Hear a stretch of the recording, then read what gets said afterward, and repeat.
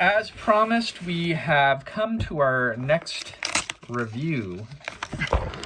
Bad camera angles of my YouTube channel. And I know you guys come to watch for the food videos or my attractive wife, so I can't give you food today, so another movie review. So awkward. 1993, Tombstone, and this is the director's cut, directed by George P. Cosmatos. He loves to do that. This one comes with a cool booklet. Ooh, that's fancy. Ooh, there's like a fold-out poster and everything. Wow, look at that.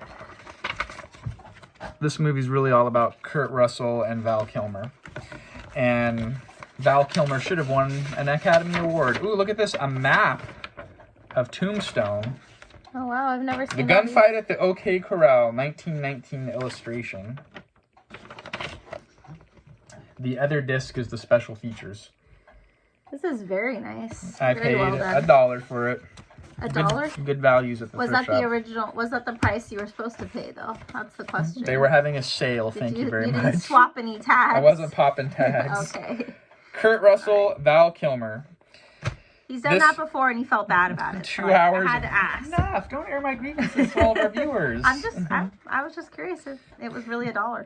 2 hours and 14-minute runtime. A little long. So this movie is kind of a sad situation. The guy that wrote the movie, his name was Kevin Jarry. He wrote a couple of other movies. He wrote The Mummy with Brendan Fraser. That's another one of his big ones that he wrote. He wrote Gettysburg, which I think Brad Pitt's in that movie. The Kevin Jarry guy, if that's the right pronunciation, he was originally directing the film, and then he never had directed a film before. He had mostly written screenplays. He had worked with George P. Cosmatos before on Rambo First Blood Part 2, but then his screenplay was heavily changed by James Cameron. Same thing with this. They fired him from being the director, brought in George P. Cosmatos, and heavily changed the Kevin Jarry screenplay. It came out Christmas Day, 1993 release date with the tagline, "Justice is Coming." Oh, wow. This movie cost $25 million to make and made $73.2 million at the box office. And upon my research, and per the Wikipedia page and other research that I've done, this is very loosely based on true events. Which we won't really get into. It's basically a Hollywood rendition of Wyatt Earp and the whole shootout at the OK Corral. They took some liberties. You know they always do. So Wyatt Earp was born in Monmouth, Illinois. Illinois. He was born in 1848. The heck? And he died in 1929 in Los Angeles, California. He is buried nearby in the Bay Area at Colma, South San Francisco.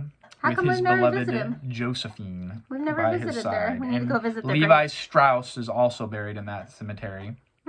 Anyway, a lot of there's like a mystique around Wyatt Earp as this lawman from Dodge, Kansas. And a lot of it was based on a book written by this guy, Stuart Lake, in 1931. And then there was some other stuff written about him in the 50s, but a lot of it has been disproven. So a lot of university libraries have removed a lot of the biographies about Earp because a lot of it's not provable based off of modern contemporary research. But let's separate the reality of the man and the whole situation and just talk about the movie itself. It's so good, guys. If you haven't seen this movie, please just watch it. But not with children present. It's not a kid's movie. Yeah, it's definitely not a kid's movie. It is rated, I believe it's rated R. Is it rated R? It's gotta be. Rated R. Definitely rated R. Well, one of the top 5 greatest Western movies ever made, says True West Magazine. Sneak preview says Kurt Russell and Val Kilmer are terrific, and this movie was described on Wikipedia as a cult classic. We obviously see it was a commercial success. It was number 3 for the box office that year. Number 1, I believe, was Pelican Belief, and number 2 was Mrs. Doubtfire, and this was the number 3 movie of 1993. Oh, Pelican Brief. I don't think I've seen that. Let's see. Pelican Brief, it's going back to that movie, The Firm, that I reviewed. Same author. It's a John Grisham novel. That of course, Mrs. Doubtfire is a classic. Completely different than this. We have children. We're doing it live in here, folks. Okay, we have kids. You know Val Kilmer plays Doc Holliday, and I kept thinking that Val Kilmer reminds me of Johnny Depp doing the portrayal of Doc Holliday with that genteel Southern accent.